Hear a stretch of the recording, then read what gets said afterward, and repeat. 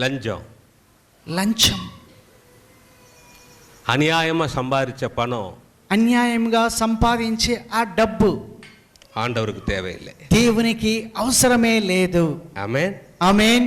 దానియేలు சொல்றாரு, దానియేలు ఈ విధముగా చెప్పుచున్నాడు, రాజా రాజా உன்னுடைய வெகுமானத்தை நீயே வச்சுக்க, నీవిచ్చే బహుమానములు నీవే ఉంచుకో, யாருக்காச்சும் கொடு, ఎవరికైనా ఈ இதை படிச்சு உனக்கு சொல்றேன், దీనిని చదివి దాని అర్థమును నీకు చెప్పెదను. రాజా చిత్తగించుము, మహోన్నతుడగు దేవుడు మహర్దశను, రాజ్యమును, ప్రభావమును, ఘనతను నీ తండ్రియగు నెబుకద్నెజరునకు ఇచ్చెను. இப்ப பழச சொல்றான். ఇప్పుడు ఆయన పాత జ్ఞాపకాలను తన తండ్రి జ్ఞాపకాలు చెప్పబోచు ఉన్నాడు. రాజా రాజా உங்க அப்பா మీ తండ్రి గారు రాజావా இருந்தாரு, రాజుగా ఉండెను కదా.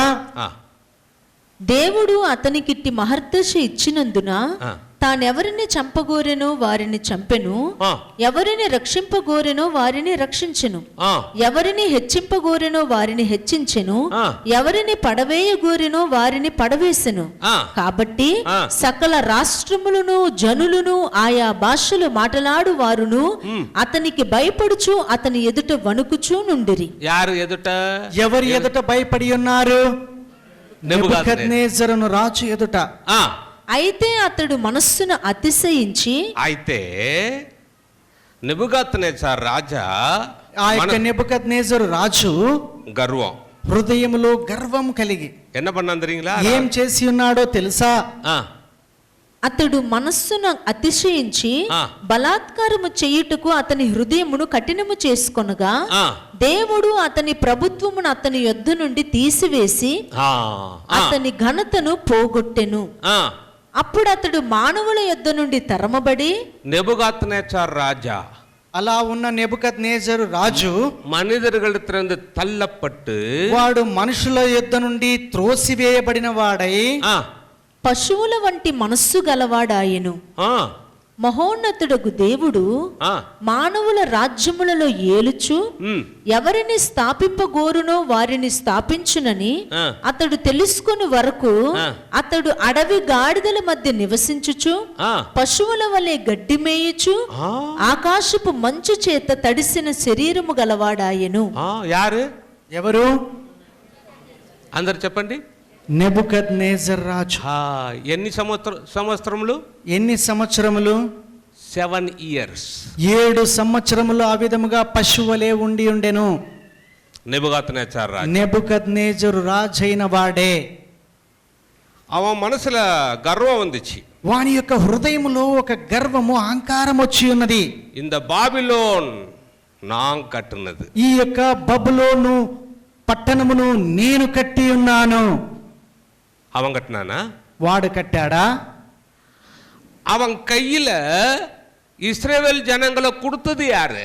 వారిని ఇజ్రాయేలులను ఆయన చేతికి ఇచ్చిన వాడు ఎవరు? దేవుడు. దేవుడు. దేవుడు. నెబుకద్నెజరు ఉయర్తున్నది యారు? నెబుకద్నెజరును ఆశీర్వదించినది ఎవరు? ஆனா இப்ப நேபுகாத்நேச்சர் என்னதுன்னு சொன்னா, நான் கட்டினேன், நான் செஞ்சேன். ఇక్కడ చూడుడి, నెబుకద్నెజరు తన యందు తాను అతిశయించుచు ఉన్నాడు. దేవుడు என்ன பண்ணாரு தெரியுங்களா? దేవుడు ఏం చేశాడో చూడుడి, அவன புத்திய మిరుగ బుద్ధిగా మాతిటారు. వాని యొక్క బుద్ధిని పశు బుద్ధిగా మార్చి ఉన్నాడు. 7 வருஷం, 7 సంవత్సరములు మాడు కழுத కూడా పుల్ల తినుకుంటూ இருந்தான். వాడు పశువులతో చేరి గడ్డిని తిని ఉన్నాడు. నెబుకద్నెజరు రాజే. ఇది ఎல்லாம் బెల్షాత్సాருக்கு தெரியும். ఇవన్నీ బెల్షాత్సార్కు తెలుసు. ఆనాలు என்ன பண்றான்?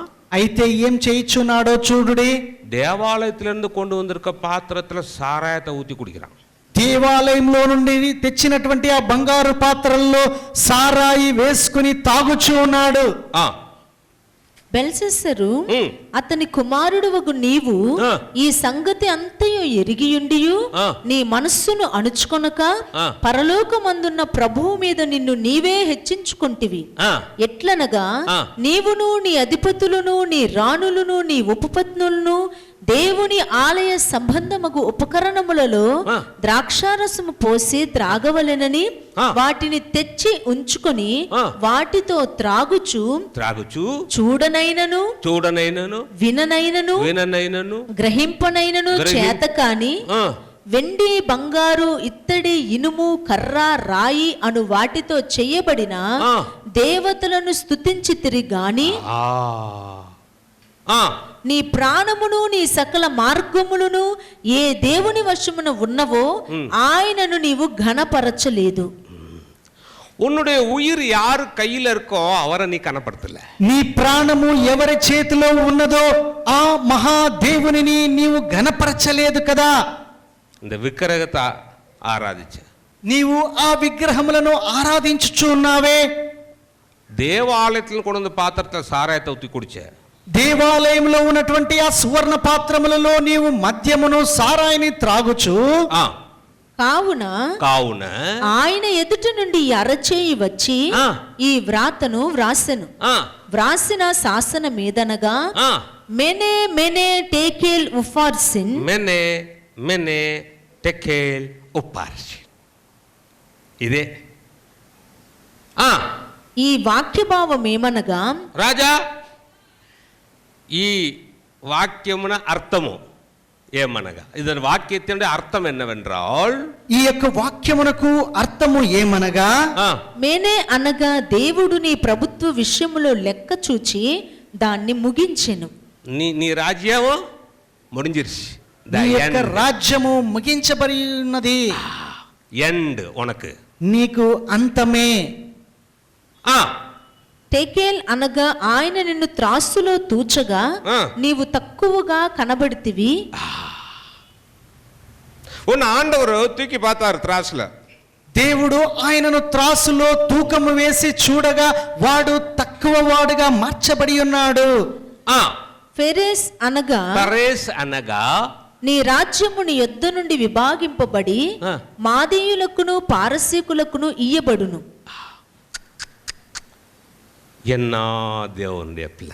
దేవుని యొక్క ఉద్దేశములు ఎంత ఆశ్చర్యమో చూడుడి. மாதிய பர்ஷிய ராஜாக்கள் வந்து சண்டை போடல கொடுங்கல, அதுக்கு முன்னாடி ஆண்டவர் சொல்லிட்டாரு உனக்கு பிறகு இவங்க தான் வருவாங்க. ఈ మాదియా రాజు పర్షియా రాజు వచ్చి యుద్ధం చేసి ఆయనను చంపలేదు. అంతకు ముందే దానియేలు ద్వారా ఈ విషయములన్నిటినీ తెలియపరచుచున్నాడు. చూడుడి, உனக்கு பிறகு மேதியா பர்ஷியா ராஜ்யம் வரும். నీకు తర్వాత మాదియా పర్షియా రాజ్యములు రాబోచున్నవి. గమనించుడి. நடந்ததை எழுதுறது హిస్టరీ, జరిగినది చెప్పుట అది చరిత్ర అయి ఉన్నది. ఆనా బైబిల్ అయితే బైబిల్ను చూడుడి, நடந்தது మాత్రం இல்ல, జరిగినది మాత్రమే కాదు, நடக்க పోరదే எழுதி வச்சிருக்கு. నడుచు రాబోచున్న దానిని కూడా చెప్పగలిగేదే ఈ వేద గ్రంథము. హల్లెలూయా, హల్లెలూయా. అనగా నీ రాజ్యము నీ యొద్ద నుండి విభాగింపబడి మాదీయులకును పారసీకులకును ఇయ్యబడును.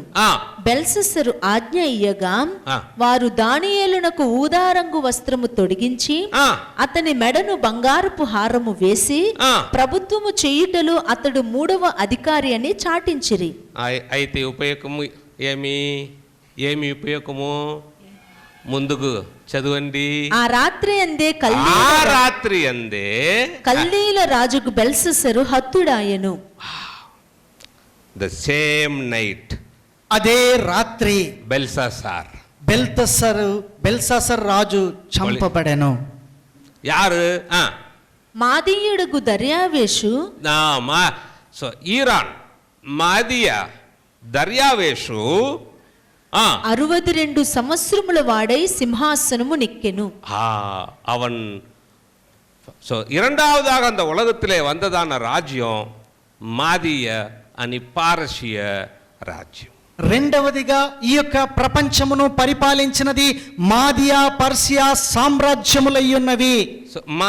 మాదియ రాజా కోరెషు, పారసీయ రాజా దర్యావేషు. మాదియా రాజు కోరేష్ అని పేరు, పరసిక రాజు దర్యావేష్ అని పేరు.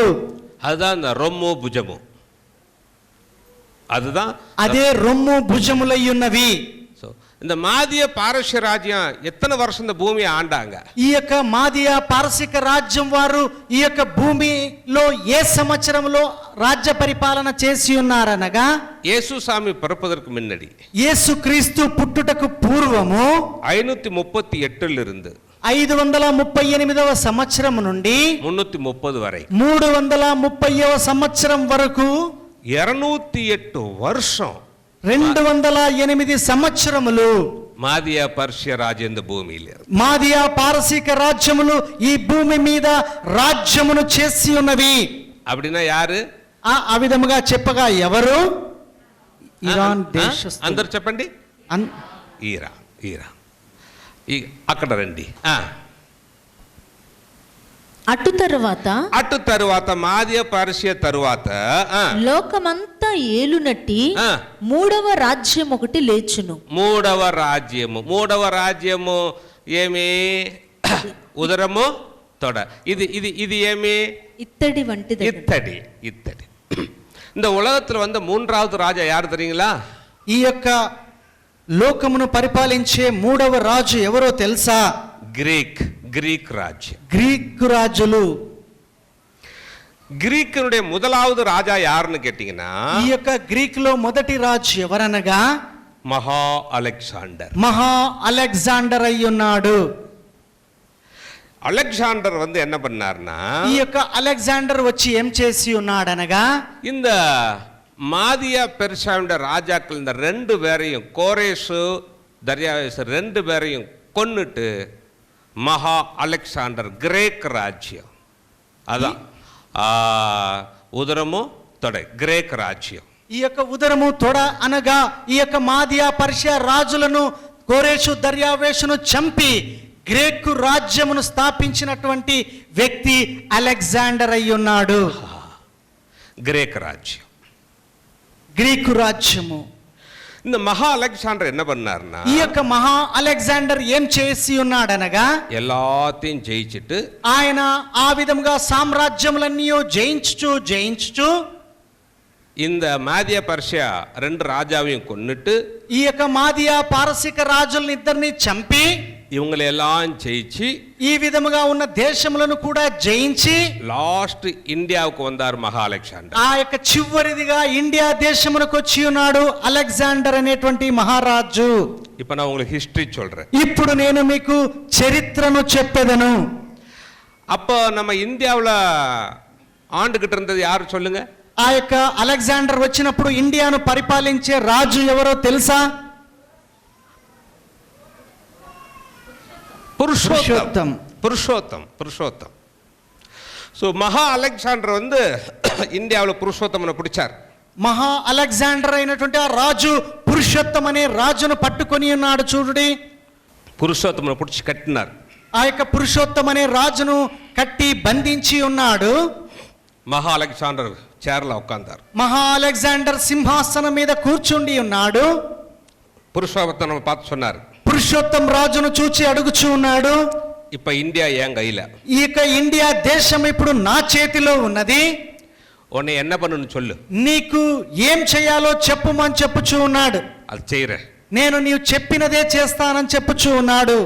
పురుషోత్తమన్ சொன்னா, ఆ యొక్క పురుషోత్తం రాజు చెప్పుచూ ఉన్నాడు, అలెగ్జాండర్ நீ என்னை ஜெயிச்சிருக்கலாம், నీవు ఒకవేళ నన్ను జయించి ఉండవచ్చు, உனக்கு படபல அதிகம், నీకు సైన్యము అధికముగా ఉన్నది, எனக்கு கொஞ்சம், కొంత సైన్యమే నాకున్నది, நீ என்னை ஜெயிச்சிருக்கலாம், నీవు నన్ను జయించి ఉండవచ్చు, ఆనాலும் అయితే కూడా నాను ఒన్నే మాదిరే రాజాదా, నేను కూడా నీ వలనే ఒక రాజునని గుర్తు పెట్టుకొనుము.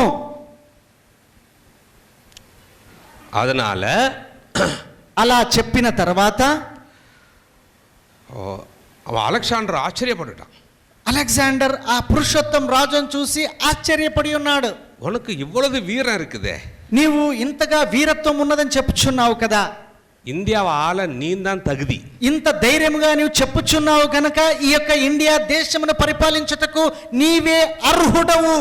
ఇండియా పురుషోత్తమన్ కైలో కొడుతుట్టు ఈ ఇండియా దేశమును తిరిగి పురుషోత్తం రాజు చేతికి అప్పగించి అలెగ్జాండర్ తిరుம்ப పోయిட்டான். అలెగ్జాండర్ తిరిగి వెళ్ళుచూ ఉన్నాడు. అలెగ్జాండర్ తిరుம்ப வரும்போது ఈ యొక్క అలెగ్జాండర్ తిరిగి ప్రయాణం చేయొచ్చు ఉండగా జ్వరం வந்துருச்சு. ఆయనకు ఒక జ్వరం వచ్చి ఉన్నది. జ్వరం வந்து இறந்து போயிட்டான். వాడు జ్వరంతోనే చనిపోయి ఉన్నాడు. சாகறதுக்கு முன்னாடி ஒரு வார்த்தை சொன்னான். ఆయన చనిపోటకు ముందు ఒక మాట చెప్పి ఉన్నాడు. தன்னுடைய வீரர்களை பார்த்து சொன்னான். తన యొక్క సైన్యములలో ఉన్నటువంటి శూరులను చూచి, నా செத்த பிறகு నేను చనిపోయిన తర్వాత எனக்கு ஒரு பெட்டி செய்யுங்க, నాకు ఒక పెట్టెను చేయము, శవపేటికను చేయము, రెండు పక్కము హోల్ చేయంగ, రెండు తట్టు ఒక రంధ్రములు చేసి அந்த ஹோல்ல என் கையை உள்ள வெளியில விடுங்க, ఆ యొక్క హోల్లో నా యొక్క చేతిని ఇలా పెట్టండి, రెండు கையும் விரிச்சு வைங்க, ఈ విధముగా రెండు చేతులను తెరిచి పెట్టండి, அப்படியே என்ன கொண்டு போய் புதைங்க, అలాగే నన్ను తీసుకొని పోయి సమాధి చేయుడి. யாராச்சும் ஏன் இப்படி செய்றீங்கன்னு கேட்டா, ఎవరైనా ఒకవేళ ఇక రాజును ఎందుకు ఈ విధముగా సమాధి చేసి ఉన్నారని అడిగినట్లయితే அவங்களுக்கு சொல்லுங்க, మీరు ఒక విషయం చెప్పుడి, இந்த అలెగ్జాండర్ అయినటువంటి వ్యక్తి இந்த உலகத்துல பிறக்கும் போது ఈ యొక్క భూమిలో జన్మించినప్పుడు ஒண்ணும் கொண்டு ఏమీ తీసుకుని రాలేదని, ஆனா பிறந்த பிறகு అయితే నేను పుట్టిన తర్వాత 7 வருஷத்துல 7 సంవత్సరములలోనే உலகம் முழுசையும் தன்னுடைய கையில கொண்டு வந்து లోకమంతటిని నా చేతిలో గుప్పిట పెట్టుకొని ఉన్నాను. ஆனா అయితే కూడా இப்ப செத்து திரும்ப போகும்போது నేను చనిపోయి తిరిగి నేను సమాధిలో పాతి పెట్టడానికి వెళ్ళవచ్చు ఉండగా இந்த உலகத்துல இருந்து ஒண்ணும் கொண்டு ఈ భూమిలో నుండి నేను ఏమీ తీసుకుని పోవటలేదు. చూడుడి, என் கை ரெண்டையும் பாருங்க, నా చేతులను చూడుడి, அப்படி சொல்லி என்னை கொண்டு போய் போதீங்க. ఆ విధముగా చెప్పి నన్ను తీసుకొని పోయి సమాధి చేసి పాతి పెట్టుడి అని చెప్పుచూ ఉన్నాడు. హల్లెలూయా, హల్లెలూయా. సో మూడవதாக அந்த உலகத்துல வந்தது யாரு? మూడవదిగా ఈ యొక్క లోకమునకు వచ్చినది ఎవరై ఉన్నారు? గ్రేకస్ రాజ్య. అందరూ చెప్పండి, రాజా యారు? రాజు ఎవరు? అలెగ్జాండర్. ఓకే. ఎత్తన వర్షం இந்த భూమి ఆండా? ఎన్ని సంవత్సరములు ఈ యొక్క భూమిని పరిపాలించి ఉన్నాడు?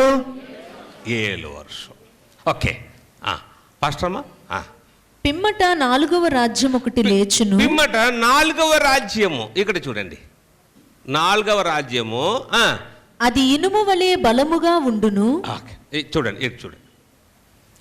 సో గ్రేక రాజ్యத்துக்கு பிறகு ఈ యొక్క గ్రీక్ రాజ్యము తర్వాత 260 வருஷம், ఈ యొక్క 260 సంవత్సరములు இந்த பூமியில எந்த ராஜ்யமும் அல்ல.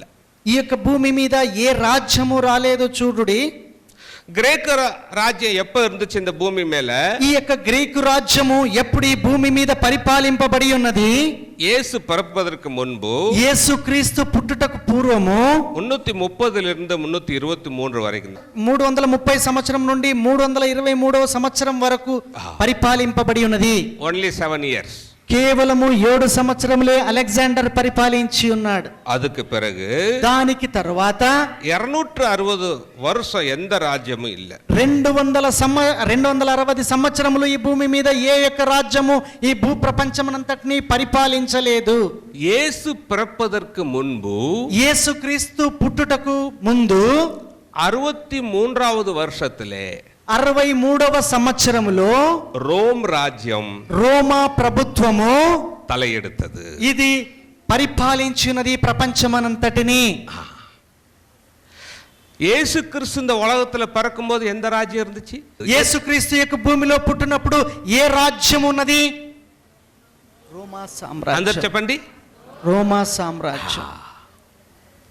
సో 4வது அந்த உலகத்தை ஆண்டது రోమ్ రాజ్యం. 4వదిగా రోమా సామ్రాజ్యము ఈ యొక్క సర్వలోకమును పరిపాలించి ఉంది.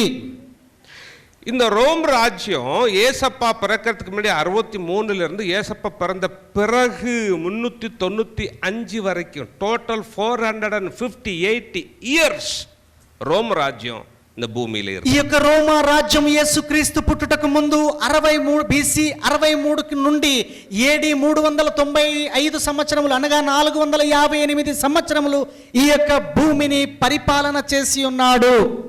రోమ్ రాజ్యం, రోమా రాజ్యం ప్రభుత్వం చేసి ఉన్నది. అది ఇనుము వలె బలముగా ఉండును ఆ. ఇనుము సమస్తమైన వాటిని దంచి విరగగొట్టునది గదా ఆ, ఇనుము పగలగొట్టునట్లు ఆ. అది రాజ్యములన్నిటినీ పగలగొట్టి పొడి చెయ్యును. ரோம் ராஜ்யம் நிறைய கிறிஸ்தவர்களை கொன்று குவித்தது. ఈ యొక్క రోమా రాజ్య ప్రభుత్వ కాలములో క్రైస్తవులు అనేకులను హింస పెట్టి చంపి ఉన్నారు. இயேசுவையே சிலுவையில் அடிச்சது யாரு? యేసు క్రీస్తునే సిలువలో వేసి చంపినటువంటి వ్యక్తులు ఎవరు? రోమా సామ్రాజ్యంలో ఉన్న వ్యక్తులు. அதே இந்த இரும்பு, అదే ఈ ఇనుము అయినటువంటి రోమా సామ్రాజ్యము 4వ రాజ్యం. 4వ రాజ్యం అయ్యున్నది. ఆ, పాదములు వ్రేళ్ళు కొంత మట్టుకును ఉమ్. ఇనుపవిగాను కొంత మట్టునకు మట్టివిగాను ఉన్నట్లు. நல்லா கவனிங்க, இப்பதான் ரொம்ப முக்கியம். ఇదే విషయమును బాగా గమనించవలను, చాలా ప్రాముఖ్యమైనది అయ్యున్నది. పాదములు 10 వ్రేళ్ళు వ్రేలు, కొంచెము మట్టుకు పాదముల మట్టి, వ్రేళ్ళు కొంచెము ఇనుము. పాదముల వ్రేళ్ళు కొంత మట్టునకు ఇనుపవిగాను కొంత మట్టునకు మట్టివిగాను ఉన్నట్లు ఆ రాజ్యము ఒక విషయములో బలముగాను ఒక విషయములో నీరసముగాను ఉండును. நல்லா கவனிக்கணும். ఇక్కడ బాగా గమనించవలెను మీరు. ரோம ராஜ்யம் முடிந்த பிறகு రోమా రాజ్యము ముగింపబడగానే 1957ல 1957వ శతాబ్దంలో సంవత్సరంలో ఇటాలీ దేశத்திலே ఇటలీ దేశంలో నుండి ரோம் தலைநகரத்திலே రోము అనే రాజధానిలో నుండి இல்ல ఇట్లా ఇక్కడ గమనించి చూడుడి.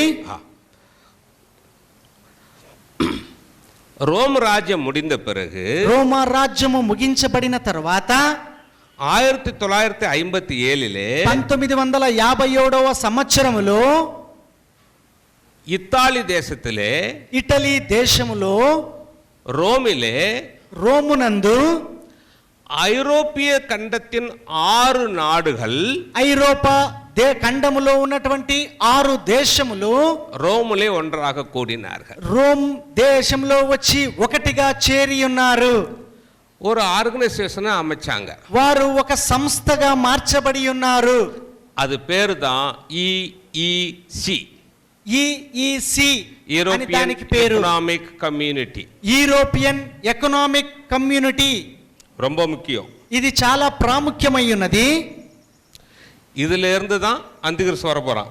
ఇక్కడ నుండే అంత్యక్రీస్తు పరిపాలన చేటుకు రాబోచు ఉన్నాడు. அதை நாம 8வது அதிகாரத்துல பார்க்க போறோம். దానిని మనము 8వ అధ్యాయములో ధ్యానించబోచు ఉన్నాము. இந்த ఈఈసి ఈ యొక్క ఈఈసి అనున్నది இப்போ அதுல 10க்கும் அதிகமான நாடுகள் இருக்கிறது. ఆ యొక్క యూరోపియన్ కమ్యూనిటీలో సంస్థలో 10 కంటే ఎక్కువ దేశాలు కలిపి ఇప్పుడు పరిపాలన చేయించు ఉన్నాయి. இப்போ அதனுடைய பேரு EU, యూరోపియన్ యూనియన్. ఇప్పుడు దాని పేరు యూరోపియన్ యూనియన్ అని, EU అని అనుచూ ఉన్నారు. இந்த ஈயோடைய அந்த EU இதனுடைய நோக்கம் என்னன்னு கேட்டீங்கன்னா, ఈ EU అనే సంస్థ యొక్క ఉద్దేశం ఏమనగా உலகம் முழுவதும் ఈ లోకమంతయు చేరి ஒரே நாணயம், ఒకే కరెన్సీ డబ్బుకు కిందికి రావాలి. హోల్ వరల్డ్ ఒకే డబ్బు, ఒకే డబ్బు అయి ఉండవలెను. ఒకే మిలిటరీ, ఒకే మిలిటరీ అంటే సైన్యం ఉండవలెను. సో இந்த ஈசில இப்போ கிட்டத்தட்ட 27 நாடுகள் இருக்குது. ఈ ఈఈసి అనే EU సంస్థలో ఇప్పుడు దాదాపు 27 దేశములు ప్రాతినిధ్యం వహించుచూ ఉన్నాయి. நம்ம இந்தியாவும் இருக்குது, దాంట్లో మన ఇండియా కూడా ఉన్నది, ரஷ்யாவும் இருக்குது. రష్యా కూడా ఉన్నది. ஆனா இவங்க ஆரம்பிச்சது எப்ப? దాన్ని ఆరంభించినది ఎప్పుడు? 1957. 1957 సంవత్సరంలో. இந்த ஈயுல அங்கமா இருக்கிற நாடுகள் ఈ విధముగా కలవబడినటువంటి ఆ దేశములన్నీ யார் எந்த தேசத்துக்கு வேணாலும் போகலாம். ఎవరు ఏ దేశంలోనైనా సంచరించవచ్చు. నో పాస్పోర్ట్, పాస్పోర్టే అవసరం లేదు. నో మిలిటరీ, எல்லாம் ஒரே మిలిటరీ தான். సైన్యమంతా ఒకటే సైన్యముగా ఉండును. నో ఫైటింగ్, యుద్ధమే జరగదు. இதான் இவங்களுடைய நோக்கம். ఇదే వారి యొక్క ఉద్దేశమై ఉన్నది. நம்ம இந்தியாவும் அதுல சேர்ந்துருச்சு. దానిలో మన యొక్క ఇండియా భారతదేశం కూడా చేరి ఉన్నది. கொஞ்ச நாளுக்கு முன்னாடி நம்முடைய பிரதான மந்திரி நரேந்திர மோடி பார்லிமெண்ட்ல பேசினாங்க. కొన్ని దినాలకు ముందు మన ప్రధానమంత్రి అయినటువంటి నరేంద్ర మోడీ పార్లమెంట్ లో ఈ విధముగా మాట్లాడి ఉన్నాడు. వరల్డ్ వన్ ఆర్డర్ அப்படின்ட்டு, వన్ వరల్డ్ ఆర్గనైజేషన్ అని. யாராச்சும் கேட்டிருக்கீங்களா? கேட்டவங்க கை தூக்குங்க. ఎవరైనా విని ఉన్నారా వన్ వరల్డ్ ఆర్గనైజేషన్ గురించి? ఓకే.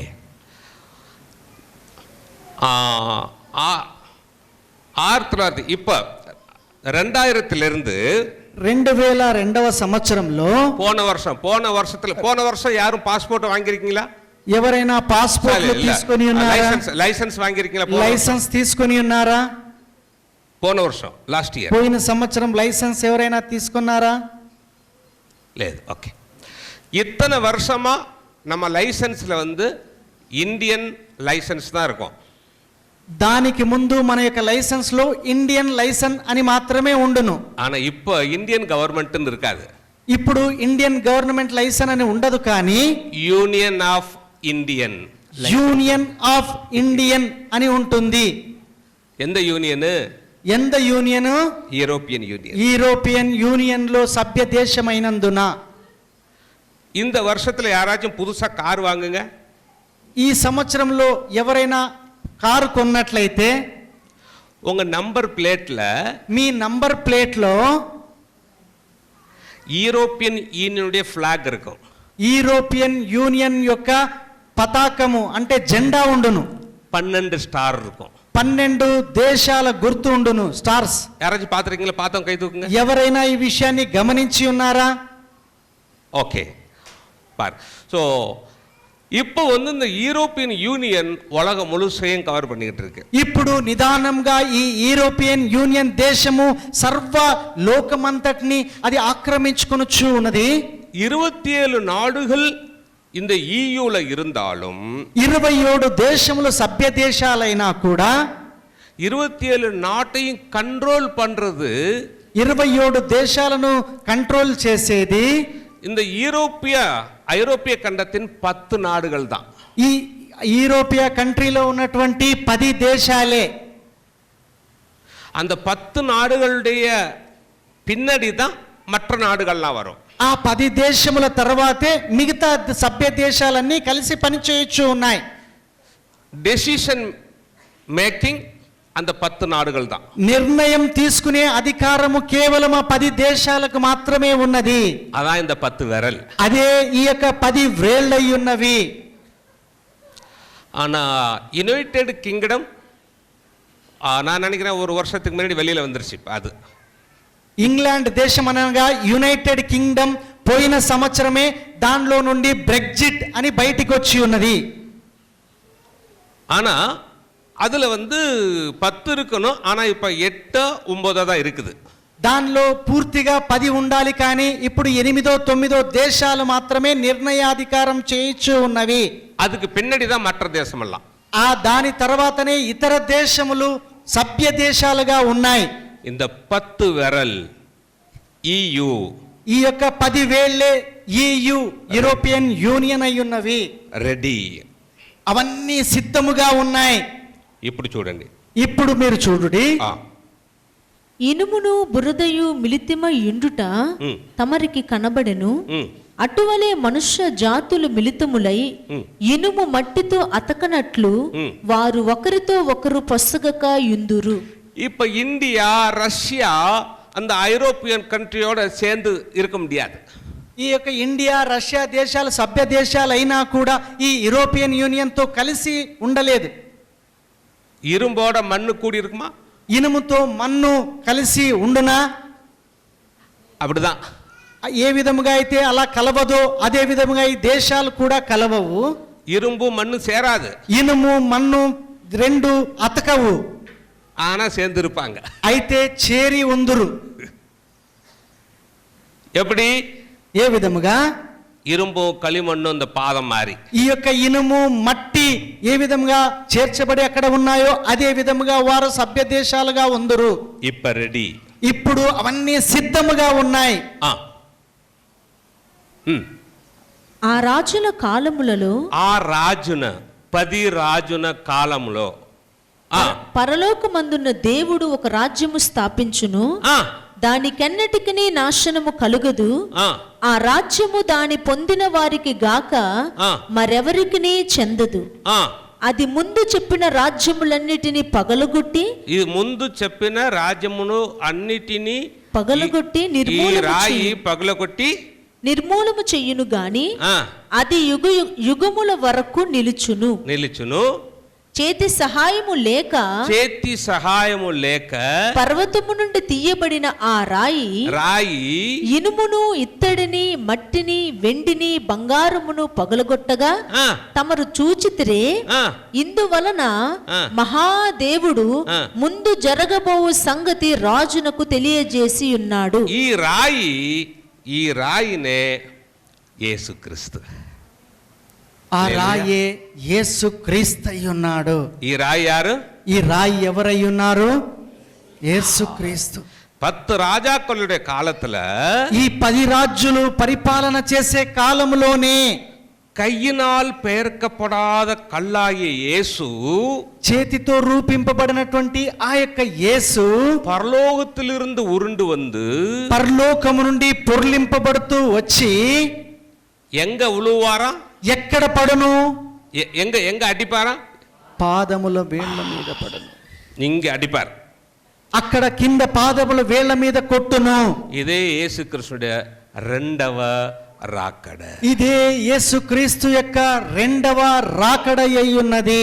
Second coming. ఇది రెండవ రాకడ అయి ఉన్నది. ఈ రాతి ఆగిన యేసుక్రీస్తు, ఈ రాయి అయినటువంటి యేసుక్రీస్తు இந்த 10 ராஜாக்களின் காலத்திலே, ఈ 10 రాజులున్న కాలములోనే పరలోకத்திலிருந்து இறங்கி வந்து, పరలోకములో నుండి ఆయన దిగి వచ్చి రోమ రాజ్యమును, గ్రీకు రాజ్యమును, మేదియా పర్షియా రాజ్యమును, బబులోను రాజ్యమును எல்லாத்தையும் நொறுக்கி, ఈ విగ్రహంలో ఉన్నటువంటి రాజ్యములన్నిటినీ పిండి చేసి, ఇదే పొడి పొడియాకి, దానిని దుమ్ముగా చేసి, ఇదెల్లం పరందు పోగ చెయ్యం, వీటన్నిటినీ ధూళివలే చేసి, இந்த కల్లో, ఈ యొక్క రాయి అయినటువంటి, இந்த పాదத்திலே మోదిన కల్లాగియ యేసువో, ఈ పాదముల మీద పడినటువంటి ఈ రాయి అయినటువంటి యేసుక్రీస్తు పెరియ పర్వతమాగి, ఆయన ఒక గొప్ప పర్వతముగా మార్చబడి இந்த భూమి ముழுவதையும் నిరపువా, ఈ యొక్క భూమినంతటిని ఆయన ఆక్రమించుకొనును. அதுதான் இயேசு கிறிஸ்துவின் 1000 வருட அரசாட்சி. అదే యేసు యొక్క 1000 ఏండ్ల పరిపాలన అయి ఉన్నది. హల్లెలూయా, హల్లెలూయా.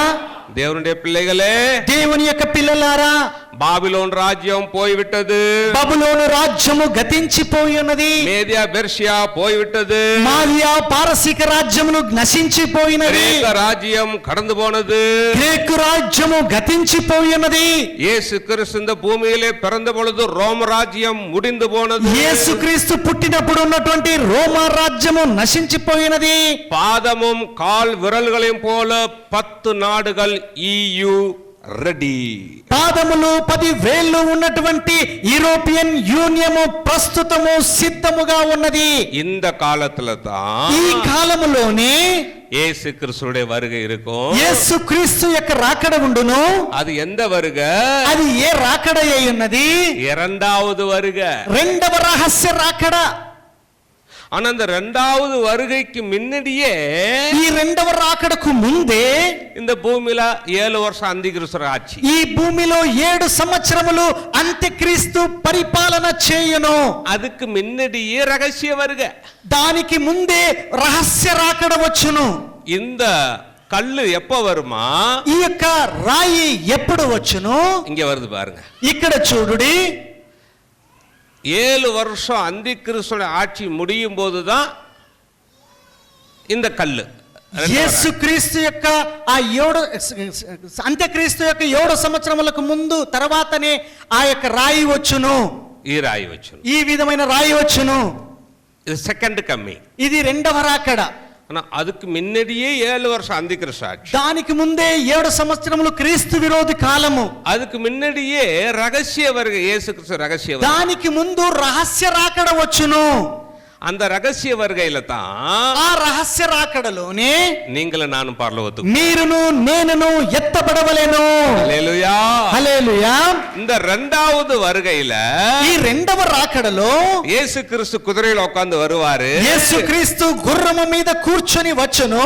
அவருடைய பிள்ளைகளாகிய நாம எல்லாரும் ఆయన పిల్లలైనటువంటి మనమందరము కూడా ஒவ்வொரு வெள்ளை குதிரையில உட்கார்ந்துகிட்டு ఒక్కొక్క తెల్ల గుర్రం మీద ఎక్కి வெள்ளை வஸ்திரம் தரிச்சுக்கிட்டு తెల్లని వస్త్రములు ధరించుకున్న వారై பரலோகத்திலிருந்து இறங்கி வருவோம். పరలోకములో నుండి దిగి వచ్చుచు ఉన్నాం.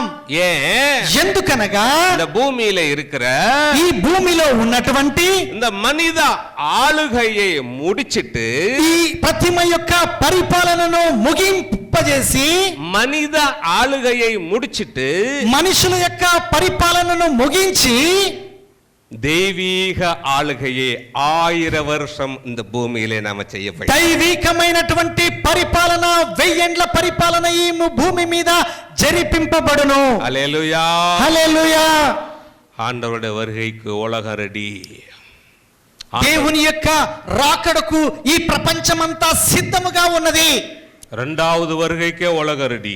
రెండవ రాకడకి భూమి సిద్ధపరచబడి ఉన్నది. அதுக்கு முன்னாடியே 7 வருஷத்துக்கு முன்னாடி வர போற அவருடைய ரகசிய வருகையில பரலோகம் போக நீங்க ரெடியா? దానికి ముందే వచ్చున్నటువంటి ఈ రహస్య రాకడకు మీరు సిద్ధమా? இனி காலம் செல்லாது. ఇక మీదట కాలము లేనే లేదు. ரொம்ப சீக்கிரமா ஏசப்பா வர అతి శీఘ్రముగా దేవుడు యేసుక్రీస్తు రాబోచు ఉన్నాడు. நம்மளை பரலோகம் அழைச்சிட்டு போக. ఆయన పరలోకమునకు మనలను ఎత్తుకొని పోవుటకు நீங்களும் உங்க பிள்ளைகளை ரெடியா? మీరు మీ పిల్లలు సిద్ధమా? ரெடி ஆகுங்க. మీరు సిద్ధపడుడి.